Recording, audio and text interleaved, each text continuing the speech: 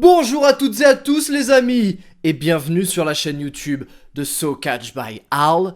J'espère que vous allez bien. Très heureux de vous retrouver aujourd'hui pour une vidéo FAQ. J'ai reçu énormément de questions sur Twitter et Instagram. Si vous ne me suivez pas déjà, je vous le rappelle, Twitter @SoCatchAl et Instagram @TheDudeAl. Rejoignez-moi. J'ai sélectionné 15 questions auxquelles je vais répondre dans cette vidéo. Avant de commencer à répondre à vos questions, je compte sur vous comme d'habitude pour liker la vidéo, vous abonner à la chaîne si ce n'est pas déjà fait et activer la petite cloche, ça m'aide beaucoup. Quel est le catcheur qui t'a fait aimer le catch? C'est Chiméral qui me pose cette question sur Twitter. Alors moi les amis, je suis de la génération NT1. Moi c'est Catch Attack, c'est Christophe est juste et Philippe Chéreau. Le vendredi soir, le samedi soir, on va passer par-dessus la 3e corde. Bon voilà, je le fais pas aussi bien qu'eux, mais vous avez compris l'idée. Le catcheur vraiment, quand j'ai allumé la télé, qui m'a fait kiffer le catch et qui m'a fait me dire ça, le catch, c'est pour moi, c'est Jeff Hardy. Parce que Jeff Hardy, il arrivait comme ça. Swinton Bomb, we spin the wind. Les amis, il mettait le feu. Jeff Hardy, et je sais que vous êtes énormément à le kiffer. Jeff Hardy, pour moi, ça a été la révélation. Ça a été le catcheur coup de cœur. Et j'ai instantanément accroché à Jeff Hardy. J'ai instantanément accroché au catch. J'ai adoré ça. Dites-moi en commentaire qui vous a fait kiffer le catch, parce qu'à mon avis, on va trouver des trucs vraiment très sympas. Est-ce que tu ne regardes que la WWE? C'est Julien qui me pose cette question sur Instagram. Alors non Julien, je ne regarde pas que la WWE, je regarde aussi la All Elite Wrestling, je regarde aussi de la PWG, je regarde aussi quelques fédérations européennes que j'aime beaucoup, comme la OTT par exemple. Pour être très honnête, je regarde de moins en moins la WWE parce que je trouve que la qualité n'est plus très bonne, je trouve que plus ça va et moins c'est bon malheureusement. Donc je me diversifie un petit peu, je regarde toujours de nouvelles feds et j'essaye de découvrir toujours de nouveaux catcheurs. Si ça vous intéresse, j'avais fait une vidéo dans laquelle je proposais 5 alternatives à découvrir à la WWE. La vidéo, voilà, maintenant. Vous pouvez aller la voir, elle est toujours disponible sur la chaîne et c'est très intéressant. Il y a beaucoup de matchs gratuits que vous pourrez découvrir sur YouTube. Mike sur Instagram me demande mon ressenti sur la suite des choses à la WWE avec cette histoire de Covid-19. Mike, la réponse la plus simple et la plus claire que je peux t'apporter, c'est que je n'en sais rien. Parce que je pense qu'on est encore dedans et je pense que cette connerie là, cette merde de Covid-19, ça va encore nous gâcher la vie pendant quelques mois. Je pense que la plupart des rassemblements malheureusement vont être encore annulés ou du moins restreints sur les mois à venir. Je ne sais pas comment ça va évoluer, ça dépend de chaque pays. C'est vraiment très compliqué, c'est la première fois qu'on est dans une situation pareille à l'échelle mondiale. J'ai un bon espoir de se dire que chacun va faire du mieux qu'il peut pour reprendre tout ça le plus vite possible parce que le catch c'est vraiment quelque chose de très important pour nous. On a vu que la WWE mettait vraiment l'accent sur l'aspect financier, ça leur a porté préjudice. J'espère que ça ira pas plus loin que ça, j'espère qu'ils pourront reprendre leur activité le plus vite possible. Mais voilà, en tout cas, c'est une situation vraiment délicate et je n'ai pas de réponse à te donner. Désolé mon pote. Benjamin sur Instagram me demande est-ce que tu iras à WrestleMania l'année prochaine? Je ne sais pas. Je ne peux pas vous dire pour l'instant. En tout cas, une chose est sûre, c'est que WrestleMania, aussi étrange que ça puisse paraître, c'est pas un endroit avec lequel je vais aller en tant que fan, avec lequel je vais prendre beaucoup de plaisir parce que j'aime bien tout ce qu'il y a autour de WrestleMania, mais WrestleMania en lui-même, je trouve, c'est pas forcément ce que je préfère dans le catch. Donc c'est pas quelque chose sur lequel je vais me déplacer en tant que fan, c'est pas quelque chose dans lequel je vais dépenser de l'argent. J'ai fait le voyage à WrestleMania 34 qui était incroyable et je recommande à tout le monde de faire au moins un voyage à WrestleMania dans sa vie. C'est une aventure vraiment indescriptible, il faut le vivre pour comprendre ce que c'est. Mais maintenant que je l'ai fait, c'est pas quelque chose qui me branche et c'est pas quelque chose que je veux faire absolument en priorité. J'ai d'autres priorités, j'ai d'autres envies dans le catch. Et WrestleMania, malheureusement, n'en fait pas partie. Donc s'il y a du travail pour moi à WrestleMania l'année prochaine, oui, j'irai à WrestleMania. Et attention, quand je dis du travail à WrestleMania, ça ne veut pas forcément dire travailler pour la WWE. Ça veut dire pour travailler sur les shows autour de WrestleMania. Alors là, dans ce cas-là, oui, je ferai le déplacement. Et vous, les amis, dites-moi en commentaire un petit peu là, qui prévoit d'aller à WrestleMania l'année prochaine. Faire un rapide sondage dans les commentaires. Je vais regarder qui se chauffe là pour y aller. Allez, WrestleMania 37 à Los Angeles. Faut préparer son voyage, les amis. C'est maintenant que ça commence. Quel est ton style de catch préféré, Anthony, sur Instagram, qui me demande ça. Mon style de catch préféré, c'est la lucha libre, le catch mexicain. J'adore ça, je trouve que c'est le style le plus incroyable. Alors oui, il y a Rey Mysterio qui fait un petit peu ça à la WWE, mais ça n'a rien à voir parce que Rey Mysterio, il a un style de catch qui est quand même très américanisé. Moi, je vous parle de la vraie lucha libre, je vous parle de la AAA, je vous parle de la CMLL par exemple. C'est un style de catch avec beaucoup de high fly, beaucoup de sorties, beaucoup de dynamisme, beaucoup d'intensité, très explosif. Et j'adore ça. Je trouve qu'on ne s'ennuie jamais quand on regarde de la lucha libre. Je trouve aussi que la lucha libre est quand même innovateur. C'est un style très innovateur aujourd'hui dans le catch. Et la plupart des nouvelles choses un petit peu qui sortent dans le monde du catch est très souvent inspiré de la lucha libre. Donc je trouve que la lucha libre est très avant-gardiste sur son temps. Et c'est pour ça aussi j'aime toujours découvrir de nouvelles choses. Donc ça m'intéresse énormément. Comment assistes-tu à autant de shows indépendants? C'est Alex qui me pose cette question sur Twitter. Je voyage tout simplement. J'ai beaucoup d'opportunités, je travaille énormément dans le catch, je mets toute mon énergie dans le catch, c'est vraiment important pour moi. Donc quand un promoteur ou une fédération m'appelle, je suis vraiment toujours partant. Si c'est possible de le faire, je le fais. Et j'essaye vraiment de me donner un maximum, voilà, pour essayer de collaborer le mieux possible, de représenter la communauté francophone aussi à l'étranger. Je trouve que c'est vraiment important. Et d'essayer le catch en Europe et surtout en France, d'essayer de se développer. Donc en allant chercher des petites astuces, des petits guests, des petits trucs à droite à gauche pour les ramener en France, je pense que c'est vraiment un bon état d'esprit. Il y a de plus en plus de catcheurs qui sont aussi dans cette démarche. Donc c'est très très bien, j'encourage vraiment tout le monde et même les fans de catch à se déplacer à l'étranger. C'est vraiment incroyable de voir des shows dans d'autres pays. Voilà, pas parce que c'est mieux, mais juste parce que c'est différent. Et puis ça nous aide aussi à porter un regard neuf sur ce qui se passe en France. Caroline sur Twitter nous pose la question suivante. Que penses-tu de l'évolution du catch féminin? Alors, moi j'ai une réflexion qui est un petit peu différente de tout le monde. Beaucoup de personnes situent le début de la révolution féminine à la WWE avec l'arrivée de Charlotte, Sasha Banks, Bayley, Becky Lynch. Quelques-uns la situent encore avant avec Nikki et Brie Bella et quelques-uns encore la situent beaucoup plus tôt avec Lita et Trish Stratus notamment. Moi j'ai un avis qui est complètement différent. Pour moi, le début de la révolution féminine s'est fait en dehors de la WWE. Il s'est fait dans des fédérations indépendantes, le catch indépendant, à la ROH notamment, mais surtout, et c'est là où moi je positionne le début de la révolution féminine, à la Lucha Underground. Puisqu'à la Lucha Underground, ça a été l'une des premières fédérations dans lesquelles j'ai pu voir des matchs intergender, c'est-à-dire des hommes contre des femmes, dans des matchs voilà, où tout le monde est égal, il n'y a pas de règles qui favorisent l'un ou l'autre, c'est vraiment un match normal avec un homme contre une femme. Ça, si je dois situer ça, c'était dès 2014-2015, je dirais. Et pour moi, c'est ça qui a vraiment lancé la révolution féminine parce que on a enfin montré que les femmes étaient capables de faire des choses aussi bien, même parfois mieux que des hommes. Et on n'a pas cherché à faire des différences, on n'a pas cherché à faire ci, à faire ça. On a dit, puisque les femmes sont capables, alors mettons-les dans des matchs face à des hommes. Et c'est pour ça que j'ai beaucoup aimé la Lucha Underground. Pour moi, la WWE n'a fait que suivre un petit peu la logique des choses parce que c'est assez tendance, c'est assez trendy. C'est vraiment bien vu en fait de mettre les femmes en avant depuis quelques années, tout ce qui est le girl power, les femmes indépendantes, les femmes fortes. Et j'ai vraiment l'impression que la WWE a plus suivi la tendance, a plus suivi en fait ce qui se faisait dans le monde pour se faire bien voir que parce qu'elle voulait vraiment faire une révolution féminine. Et c'est pour ça que je pense que la WWE est pas trop responsable de la révolution féminine, mais j'espère en tout cas que ça continuera d'évoluer dans le bon sens dans les années à venir. Quel est le catcheur que tu n'as pas encore rencontré, que tu aimerais voir? C'est Eva qui me pose la question sur Twitter. Tout de suite, si je devais te donner une réponse, je dirais Stone Cold Steve Austin.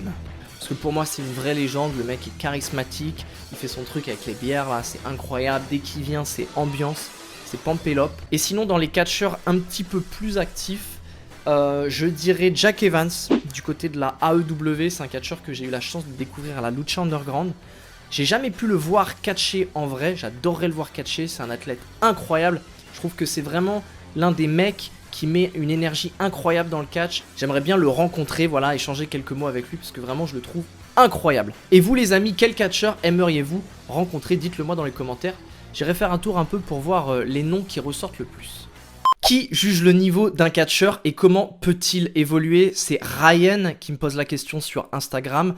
Alors il y a plusieurs réponses à cette question. Je dirais que la réponse la plus vraie, entre guillemets, c'est les fans, le public. Voilà, pour moi c'est les fans qui jugent le travail d'un catcheur et c'est les fans qui font évoluer ce catcheur. Si t'es un bon catcheur, charismatique, que tu fais réagir le public, et bah c'est gagné. Je dirais qu'aujourd'hui, tous les catcheurs sont bons dans le ring. Tous les catcheurs sont vraiment bons. Il n'y a personne qui arrive dans un ring de catch, alors attention à haut niveau, et qui ne sait pas catcher.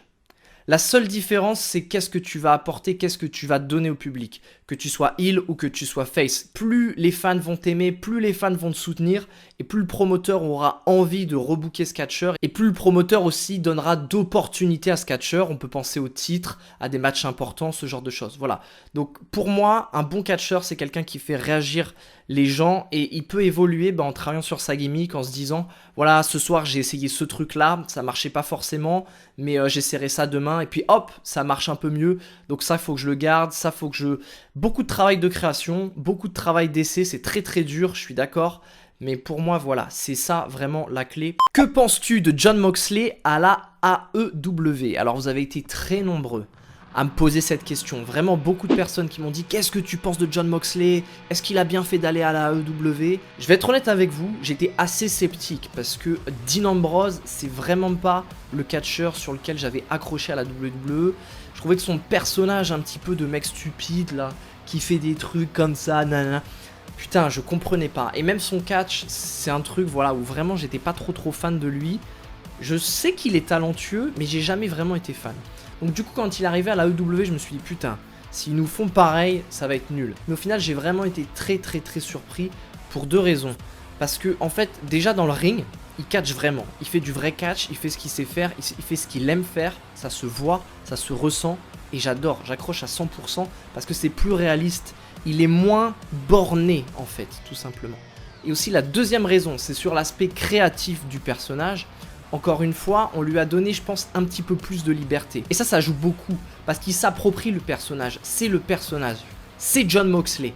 Et j'adore ce qu'il fait, je trouve que ça va très bien. C'est un cran, même 2 crans, même 3 crans au-dessus de ce qu'il faisait à la WWE.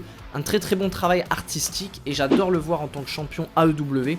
J'aime beaucoup Jon Moxley, j'espère qu'il va rester champion encore très longtemps. Greg sur Instagram me demande: si tu avais un match pour le titre de ton choix, quel champion choisirais-tu? J'adore la ceinture de champion du monde poids lourd qui malheureusement n'est plus utilisée. Je trouvais que c'était vraiment une très belle ceinture. Donc voilà, j'aimerais bien me battre pour cette ceinture là. Sinon c'est pareil, la ceinture de champion de Lucha Underground qui est sur un modèle assez similaire à celle de champion du monde poids lourd. Mais c'est pareil, la Lucha Underground malheureusement pour l'instant c'est arrêté. Si je devais choisir un titre actif, je dirais peut-être le titre intercontinental de Sami Zayn qui a beaucoup de prestige. C'est un titre que j'adorerais avoir en vrai, toucher en vrai, comme ça, le vrai titre de la télé et tout.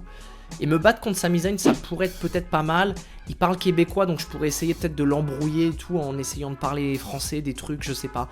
Voilà. Mais un match contre Sami Zayn pour le titre de champion intercontinental, ça me branche. Un match de catch entre youtubeurs, Sturi contre Al dans le ring. C'est Christophe qui me pose la question sur Instagram. Alors Christophe, je sais pas si tu as vu, mais Sturi avait fait une vidéo dans laquelle il regarde ses anciens combats. Et c'était pas très glorieux, hein. Même Sturi lui-même, il est d'accord pour dire que c'était carrément pas ouf ces matchs.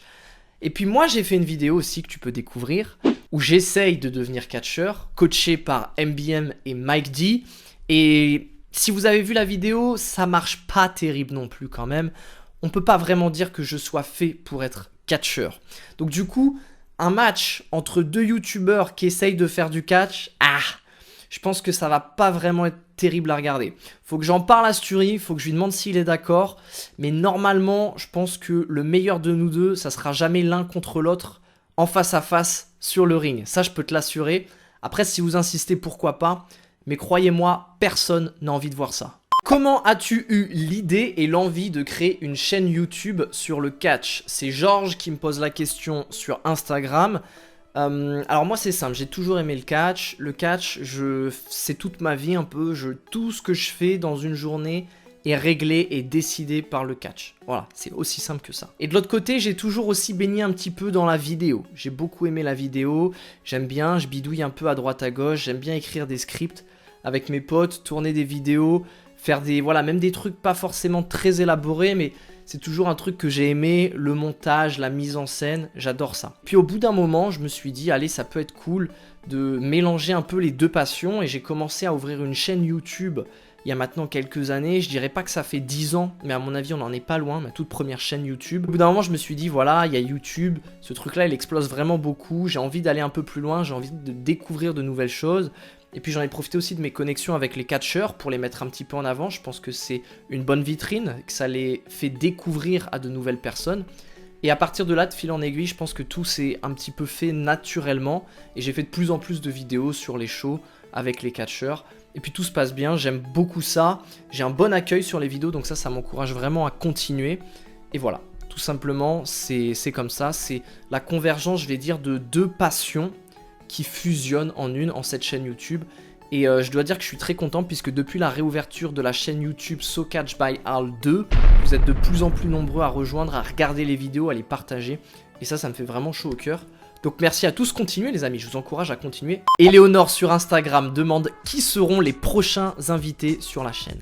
Alors Éléonore, déjà ça tombe bien que tu poses cette question puisque la semaine prochaine il y aura une vidéo avec 3 guests dimanche prochain, soyez au rendez-vous. Parmi ces 3 guests, il y aura Rick Salem, c'est un habitué de la chaîne maintenant, il vient, il fait ses trucs et il repart. En ce qui concerne les projets que je peux aborder avec vous sans trop en dire, je pense que dans les prochains mois je devrais être capable, encore une fois, si nos emplois du temps le permettent, de tourner une vidéo avec Louis-Napoléon.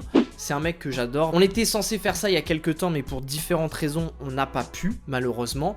Mais c'est toujours un projet que j'ai en tête, je sais qu'il est partant, je sais qu'il est très très chaud. Donc c'est une vidéo que j'aimerais bien faire avec lui et je pense que ça va arriver. Sinon, j'essaye aussi de vous faire quelque chose d'intéressant pour la vidéo spéciale peut-être des 1000 abonnés, je n'en dis pas plus. C'est quelqu'un qui est déjà venu sur l'ancienne chaîne, un gros guest, un gros catcheur international qui est passé à la télé plusieurs fois, qui devrait être là pour la vidéo des 1000 abonnés. Voilà, je vous dis ça, je vous dis rien, c'est un secret. Je compte sur vous les amis, ça reste entre nous, pour pas trop le dire sur les réseaux sociaux, s'il vous plaît.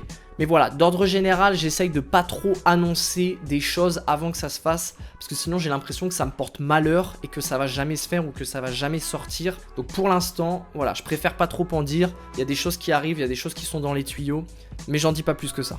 Après ton rôle de commentateur, pourrait-on te voir en arbitre ou dans un autre rôle sur le ring? C'est Ludovic qui me pose cette question sur Instagram. Alors effectivement, j'ai été commentateur pour différentes structures, j'ai été annonceur pour différentes structures. Il y a d'autres choses, il y a d'autres rôles que j'aimerais bien essayer dans le catch. J'aimerais bien un petit peu faire un tour de tous les rôles possibles dans le catch, voir un petit peu ce que chacun apporte parce que je vois vraiment le catch comme un travail d'équipe. C'est pas seulement les catcheurs, chacun a un rôle très important sans lequel les autres ne peuvent pas travailler correctement. Arbitre, pourquoi pas, ça serait vraiment quelque chose qui m'intéresserait. Et là encore, peut-être qu'il y aura une vidéo qui viendra d'ici la fin de l'année. Je ne veux pas en dire trop, mais en tout cas, c'est l'une des options que j'ai en tête. C'est l'une des choses que j'aimerais faire et découvrir. Merci à tous les amis d'avoir regardé cette vidéo. J'espère que j'aurai répondu à vos questions. Merci à toutes les personnes qui ont envoyé des questions. Malheureusement, j'ai pas pu répondre à toutes les questions, il y en avait vraiment beaucoup trop. J'espère que ça vous a plu, j'espère que vous avez pris du plaisir. On se retrouve très bientôt sur la chaîne YouTube de So Catch by Al.